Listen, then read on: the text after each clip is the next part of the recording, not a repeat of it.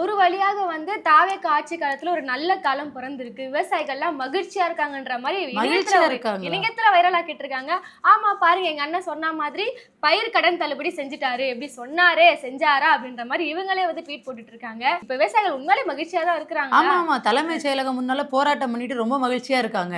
இணையத்துல இவங்க இப்படி வைரல் ஆக்குனா நியூஸ்ல என்ன போயிட்டு இருக்குன்னா, தலைமைச் செயலகத்தை முற்றுகையிட்டு போராட்டம் நடத்திட்டு இருக்காங்க. ஏன்னா திரு விஜய் அவர்கள் பிரச்சாரம் பண்ணும்போது விவசாயிகளுக்கான வாக்குறுதிகள் பாத்திரலாமா அப்படின்னு சொல்லிட்டு ஒரு வாக்குறுதி சொன்னாரு. ஏன்னா அவங்க தானே நம்மளுக்கு சாப்பாடு போடுறாங்க, அவங்க சேத்துல இறங்கினாதான் நமக்கு சோறுன்ற மாதிரி நிறைய டைலாக் பேசினாரு. ஆமா, நானும் கத்தி படத்தெல்லாம் பார்த்துட்டு ஒருவேளை இதை மட்டுமாவது அண்ணன் நிறைவேற்றுவார் போல அப்படின்னு நினைச்சேன். ஆனா இப்போ இங்க தாண்டா வச்சேன் ட்விஸ்ட், லட்டுல வச்சேன்னு நினைச்சியா நட்டுல வச்சேங்கிற மாதிரி பயிர் கடன் பண்ணி செஞ்சுட்டேனே அப்படின்றாரு. சரி, என்ன சொன்னீங்க? அதாவது என்ன சொன்னார்னா, இப்ப 5 ஏக்கர் மேல நிலம் வச்சிருந்தாங்கன்னா அவங்களுக்கு ஒரு கடன் இருந்துச்சுன்னா 50% நான் தள்ளுபடி பண்றேன் மாதிரி சொல்லியிருந்தாங்க. 5 ஏக்கருக்குள்ள இருந்துச்சுங்கன்னா முழுசா வந்து நான் கடன் வந்து தள்ளுபடி செஞ்சிடறேன் இல்லாமா. என்ன சொன்னார்னா, 5 ஏக்கர் மேல நிலம் வச்சிருந்தாங்களா அவங்க வாங்கிருக்கக்கூடிய அந்த கடன்களை வந்து நான் 50% தள்ளுபடி பண்ணிடுறேன்னு சொன்னாங்க. 5 ஏக்கருக்குள்ள இருந்தா முழு கடன் நான் தள்ளுபடி பண்றேன்னு சொன்னாங்க. சரி, இப்ப என்ன பண்ணிருக்காருன்னா தகுதி கொடுத்திருக்காரு. நான் ஒண்ணும் திமுக அரசு மாதிரி ஒரு அணிவிச்சிட்டு அதுக்கப்புறமா தகுதி கொடுக்க மாட்டாங்க. நாங்க ஒண்ணு திமுக கிடையாது. அப்ப ஒண்ணு பேசிட்டு இப்ப ஒண்ணு பேசுறதுக்கு, அதாவது அப்ப பேசினாரு இப்ப பேசல, கரெக்டா தான் சொல்லியிருக்காரு.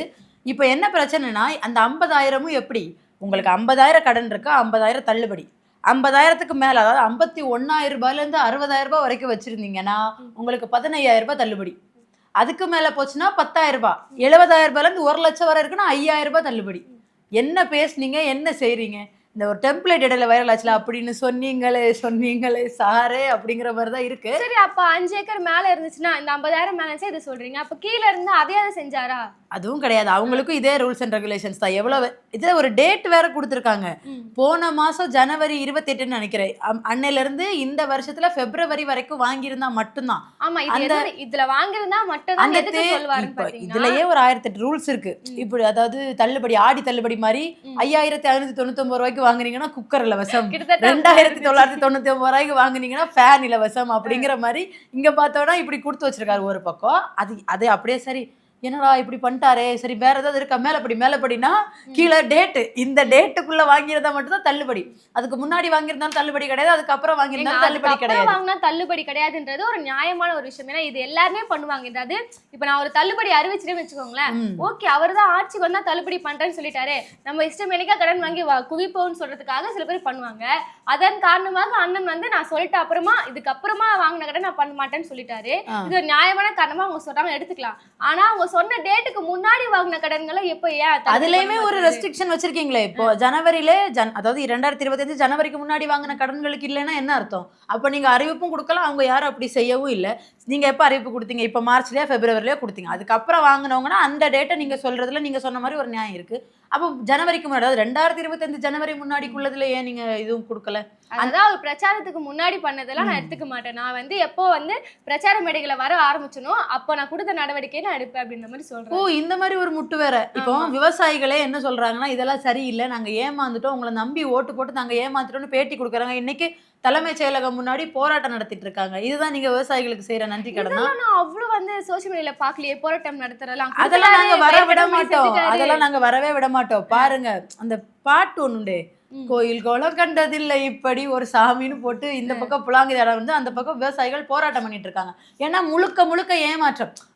இப்ப அதாவது நிலத்தை விடுங்க, கூலியா விவசாய கூலிகள்னு இருக்காங்கல்ல, அவங்களுக்கு கூட இப்ப 50,000க்கு மேல கடன் இருக்குங்க ஐயா. அப்ப நீங்க அதுக்கு என்ன பதில் சொல்றீங்க? இல்ல, யார் முதல்ல அதிகமா கடன் வாங்குவா? இப்ப நான் வந்து ஒரு 5 ஏக்கர் நிலம் வச்சுக்கோன்னு வச்சுக்கோங்களேன், எனக்கு வந்து ஒரு 2 லட்சம் தேவைப்படுது நிலனுக்கு வந்து நான் பயிர் செய்யறேன். இந்த காலத்துல வெறும் 50,000 ரூபாய் தான் ஒருத்தவங்களோட பயிர் கடனாவே இருக்குன்னு உங்களால யூகிக்க முடியுதா? இல்ல புரிஞ்சுதா? என்ன சொன்னீங்க? மு.க. ஸ்டாலின் அவர்கள் தஞ்சாவூருக்கு போகும்போது நான் இந்த தஞ்சை மண்ணில் உள்ளவன் இப்படிலாம் பேசுவாங்க, நம்பிராதீங்க, ஆனா நான் விவசாயியா பிறக்க ஆசைப்படுறேன் அப்படின்லாம் பேசுனீங்கல்ல. இதுதான் நீங்க விவசாயிகளோட கஷ்டத்தை புரிஞ்சுக்கிற லட்சணமா? 50,000 வாங்குறது இந்த காலத்துல ஒரு தொகையா? அதை போய் ஒருத்தவங்க கடன் வாங்கிட்டு இருப்பாங்களா? 50,000 ரூபாய் யாரு கடன் வச்சிருக்கா? ஒரு 2 பேரு 3 பேரு உங்க கவர்மெண்ட்டுக்கு எதெல்லாம் சாதகமோ அதை மட்டும் தான் நீங்க அறிவிப்பீங்க, அதை இல்ல மட்டும் தான் நீங்க அதிக கடனை பண்ணுவீங்களா? வாங்குறவங்களுக்கு அந்த தொகை வந்து கடன் தள்ளுபடி தொகையை வந்து கம்மி பண்றாங்க. இப்ப ம். மிகப்பெரிய கேள்வி என்னன்னா, யார் அதிகமான கடன் வாங்குவா? அதாங்க மிகப்பெரிய கேள்வி. கேள்வி. இப்ப என்கிட்ட ஒரு 5 ஏக்கர் நிலம் இருக்குன்னு வச்சுக்கோங்களேன். எனக்கு வந்து 10 லட்சத்துக்கு ஒரு பயிர் சாகுபடி தேவைப்படுது. ஆனா என்கிட்ட இப்போ 5 லட்சம் தான் இருக்கு. மீதி 5 லட்சத்துக்கு நான் எங்க போவேன்? நான் கடன் தான் வாங்குவேன். ம். இதுவே என்கிட்ட வந்து ஒரு 8 லட்சம் இருக்குன்னு வச்சுக்கோங்களேன். நான் 2 லட்சம் தான் கடன் வாங்குவேன். அப்ப கடன் வாங்குறது யாரா இருக்காங்க? காசு இல்லாதவங்க தான் கடனே வாங்குறாங்க. அப்ப அதிகப்படியான கடனை வாங்குறவங்கள நான் குறை பண்றது இது எந்த வகையில நியாயமா இருக்கு?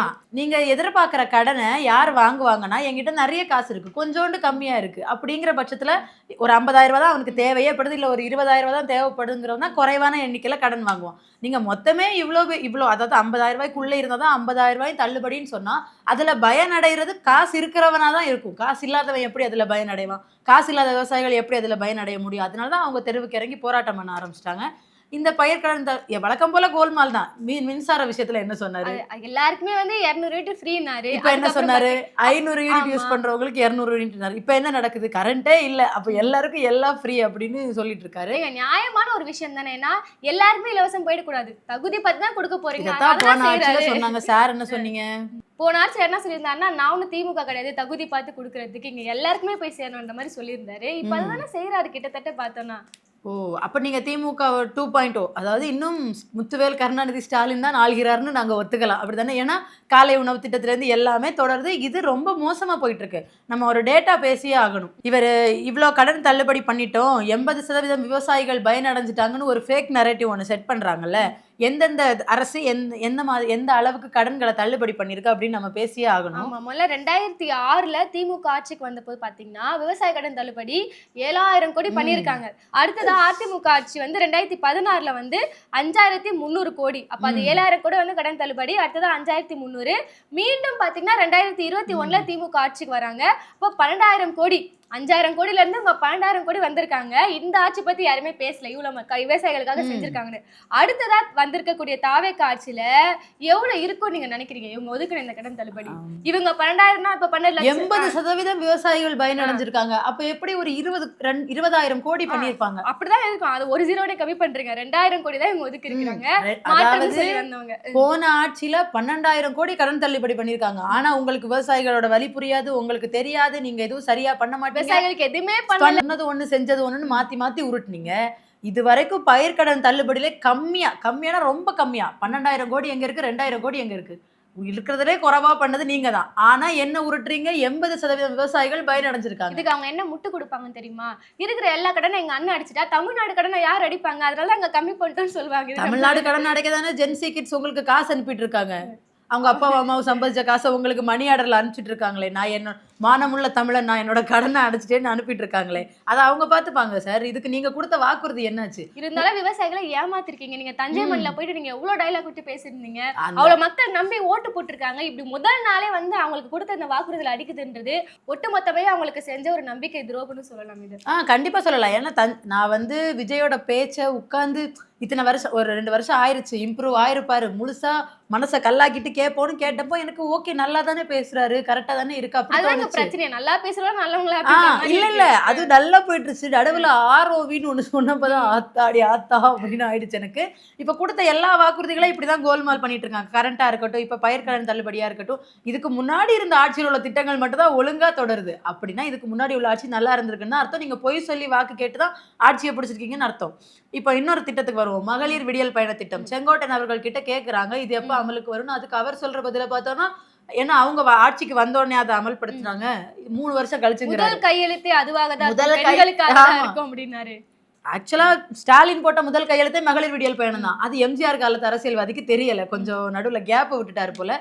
தெரிஞ்சுக்கிட்டு வந்து இனி உள்ள பேட்டிகள்லாம் அவர் கொடுப்பாரு. என்ன சொல்லியிருந்தாரு செங்கோட்டையன் இதை பத்தி கேட்கும்போது? இது நாளைக்கு ஆரம்பிச்சிருவாங்களா இல்ல ஜோசியம் பார்த்து ஒரு நல்ல நாள் குறிச்சு வச்சிருக்காங்களா? இல்ல அவங்க வந்து எல்லாம் பார்த்துட்டு இருக்காங்களா, விட முடியுமா? அதாவது அண்ணன் பிப்ரவரியில பட்ஜெட் தாக்கல் பண்ணாங்க, ஏப்ரல்ல வாக்குறுதி கொடுத்தாங்க. இந்த கேப்ல எல்லாம் என்ன கடன் இருக்கு எதுவுமே தெரியல.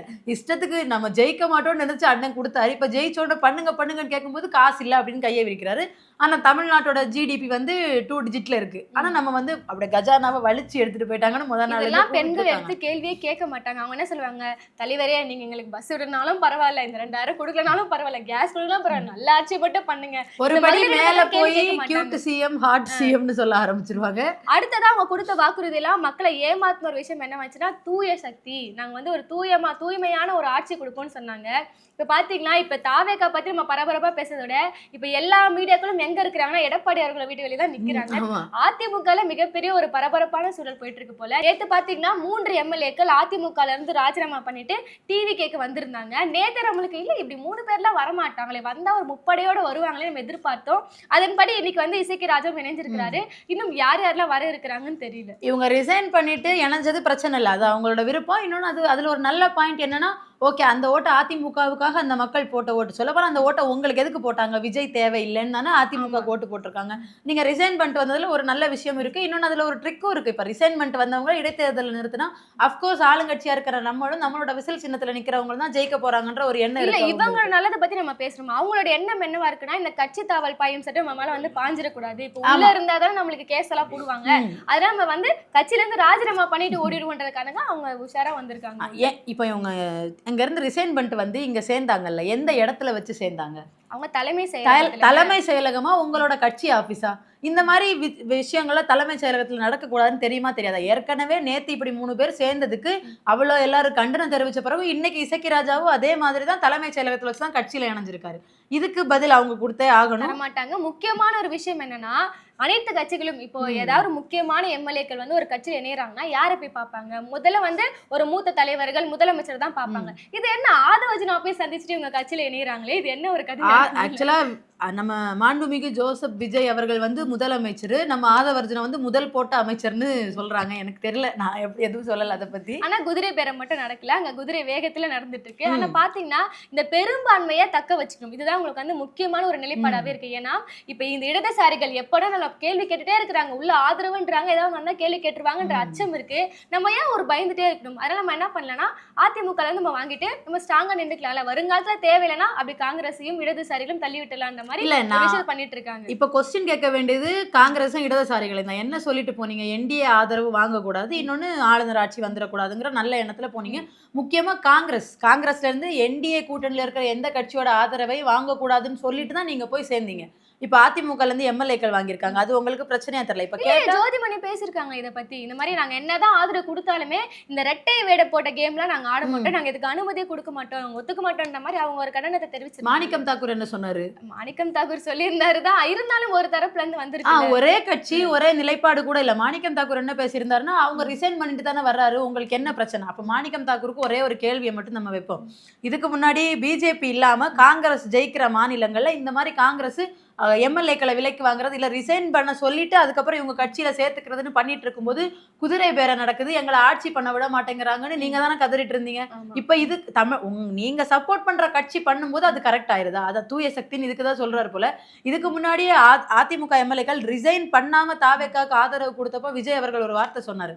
அவங்க வந்து பாஜகல இருந்து பிரிஞ்சு, அதாவது அதிமுக தான் இருக்காங்க, அதிமுக பாஜக கூட்டணியில தான் இருக்கு, ஆனா அவங்க மனசுல இருந்து பாஜகவை தூக்கி போட்டுட்டு தூய எண்ணத்தோட தான் எங்க கூட இல்ல. நம்ம வந்து இவங்கள பத்தி பேசுறோம், இடதுசாரிகள் என்ன கண்டிஷன் போட்டு உள்ள போனாங்கன்னு இதை பத்தி பேசுறோம். இப்ப விஜய் அவர்கள் என்ன பேசினாரு, என்ன ஆனாலுமே இந்த என்டிஏ கூட்டணியில் இருக்கக்கூடிய எந்த கட்சிக்கிட்டே வந்து நாங்க ஆதரவே கேட்க மாட்டோம்னு சொல்லியிருந்தாரு. பேரு கூட சொல்லல, மற்றும் சில பேர், அந்த சில பேர்.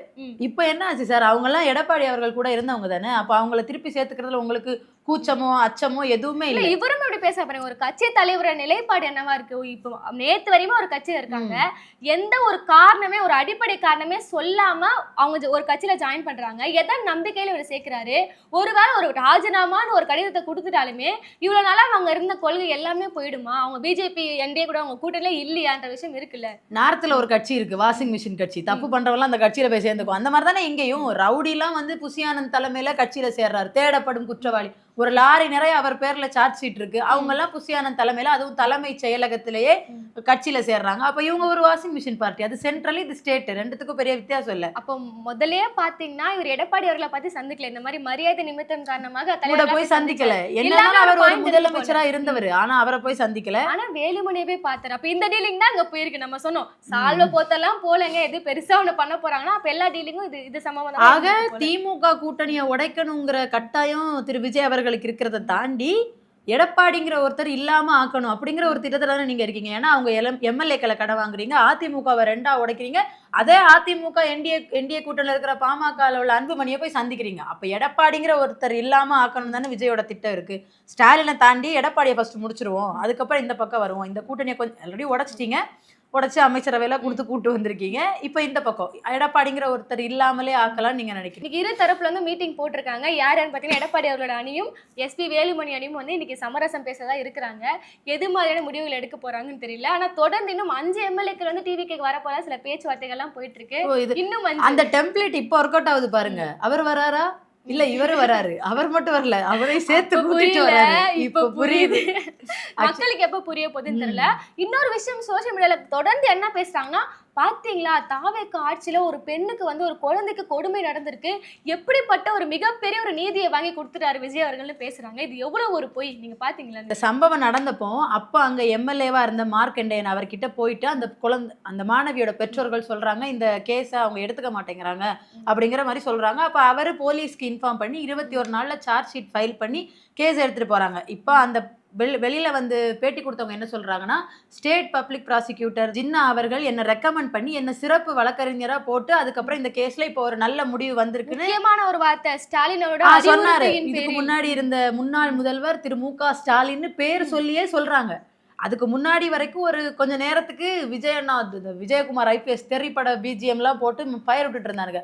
இந்த நியூஸ் வந்ததுக்கு அப்புறம் வாய் திறக்க ஒருத்தரே காணும். இப்போ எங்களால முட்டு கொடுக்க முடியாது, ஏன்னா வாதாடினவங்களே சொல்லிட்டாங்க இது வந்து திமுக ஆட்சியில பண்ணதுதான். இப்ப என்ன பேசுவாங்க இவங்க? இந்த வீடியோ மட்டும் இல்லனா இது ஒரு ஆதாரமா இருந்திருக்காது. இன்னொரு क्वेश्चन நான் கேக்குறேன். இப்படி சொல்றீங்கல்ல, விளாத்திக்குளம் கேஸ்ல அந்த குழந்தை இது பண்ணவனுக்கு தூக்கு தண்டனை கிடைச்சிருச்சு, விஜய் அண்ணா தான் பண்ணாரு, அப்புறம் ஏன் இந்த குழந்தையோட சடலத்தை இவ்வளவு அவசரமா எரிச்சாங்க? அதுக்கு சில பல காரணங்கள் இருக்குங்க. அது எதற்காகன்னு தெரியலனா இந்த அரசு மீது வந்து பழிய போட்டுற போறாங்க, நாளைக்கு உடற்குறாய்வு பண்ண போறான்னு சொல்லிட்டு அவங்களே அவசரமாக தாய்க்கே தெரியாமல் எரிச்சிருக்காங்க. இது எவ்வளவு பெரிய கொடுமை. அந்த தாய் என்ன சொல்றாங்கன்னா, மகளுக்கு நீதி வேணும், குற்றவாளி இவர்தான் சொல்லி எனக்கு நிரூபிங்க, அதுக்கப்புறம் என் குழந்தைய எரிச்சுக்கிறேன். அது எதுக்கு எரிக்கணும், ஒரு குழந்தை எதுக்கு எரிக்கணும்னு கேள்வி கேட்கறாங்க. ஆனா இங்க வந்து 4வது தூண்கள் அப்படின்னு சொல்லப்படுற பத்திரிகையாளர்கள் அந்த அம்மாட்ட மயக்க போட்டு நீங்க குடிச்சிருந்தீங்களாமே, நீங்க போதை குடிச்சா உங்களுக்கு என்ன, போதையில இருந்தா உங்களுக்கு என்ன, ஒரு நல்ல அரசு அதிகாரி ஒரு நல்ல கவர்மெண்ட் அந்த அம்மாவோட குழந்தை அவங்க வந்து தெளிகிற வரைக்கும் நீங்க வெயிட் பண்ண மாட்டீங்களா? நான் இன்னொன்னு கேட்கறேன். இப்ப அந்த அம்மா குடிக்கிறாங்க, குடி போதையில இருக்கிறவங்க கண்டினியூஸா குடிக்கிறவங்கன்னா அவங்க குழந்தைய அப்படி பண்ணிடலாமா?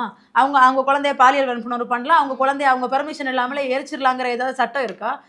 எனக்கு என்னமோ டவுட்டா இருக்கு. பின்னால ஏதோ பெரிய கை வேலை செய்தோ, இவ்வளவு அவசரமா எரிக்க வேண்டிய அவசியம் எதற்காக? பத்திரிகையாளர் இப்படி ஒரு கேள்வி கேட்கணும். அவங்க என்ன சொல்லிருக்கணும்னா, நியாயப்படி அவங்களுக்கு புரிய வச்சிருக்கணும் என்ன நடவடிக்கை எடுத்திருக்காங்க, இந்த மாதிரி எதுக்காக எரிச்சாங்க, நீங்க மக்களுக்கு போட்டு விடுங்க, நாங்க கொண்டு போய் சேர்க்கிறோம். இதுதானே ஒரு பத்திரிகையாளர். இப்போ இந்த குழந்தையோட அம்மா மேல இந்த பொண்ணுக்கு அவங்க கூட தொடர்பு, இவ குடிப்பா அப்படிலாம் வீடியோ போட்டது யாருன்னா அந்த அம்மாவோட ஏத்த வீட்டுக்காரங்க.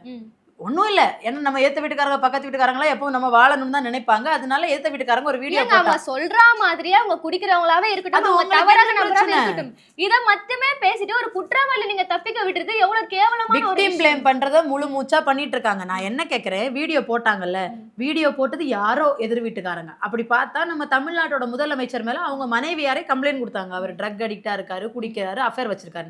அவர்கிட்ட போய் மைக் எடுத்துட்டு நீங்க குடிப்பீங்களாமே, அஃபேர்ல இருக்கீங்களா உங்களை கேட்க முடியுமா? அப்ப அவதூற வச்சுட்டு நான் ஒரு சாமானிய மனிதன், ஒரு பாதிக்கப்பட்ட அவதூற நீங்க திணிப்பீங்களா? ஒரு பெரிய அதிகாரி கிட்டயோ இந்த மாதிரி பெரிய பெரிய கைகளா இருக்க மட்டும் உங்களால பேச முடியும்? இன்னொரு விஷயம், அந்த ஐஜி சிரிச்சிட்டு இருந்தாங்க இந்த விஷயத்தை போய் கேட்கும்போது, அப்ப கூட பத்திரிகையாளர் எல்லாருமே வந்து இன்னுமா நீங்க சிரிக்கிறீங்கன்னு கூட யாரும் கேட்கல. வேற ஏதாவது கூட்டம்னா கேட்டிருப்போம். ஐஜி போலீஸுங்கிற ஒரு பயம் இருக்கு. நான் இன்னொரு விஷயம் கேட்கிறேன், அந்த அவ்வளவு மைக் இருக்கு முன்னால, அந்த அம்மா என்னமோ சொல்லிதான் சிரிக்கிறாங்க. அது எந்த மைக்லயுமே ரெக்கார்ட் ஆகல. அதாவது வீடியோ ஆன்ல இருந்தாலும் ஆடியோ ஆன்ல தான் இருக்கும், ஆனா நாங்க அதை போட மாட்டோம். அப்ப நீங்க எந்த அளவுக்கு நீங்க யாருக்கு வேலை செய்றீங்கன்னு அப்ப நீங்க அதிகாரத்துக்கு துணை போறீங்க. அதாவது இவ்வளவு நாளும் போலீஸ் தான் அதிகாரத்துக்கு துணை போயிட்டு இருந்தாங்க, இப்ப பத்திரிகையாளர்கள் அதிகாரத்துக்கு துணை போக ஆரம்பிச்சிட்டீங்க. அப்ப எந்த நம்பிக்கையில இனிமே பத்திரிகையை நம்பி செய்தி பாக்குறதுன்னு தெரியல.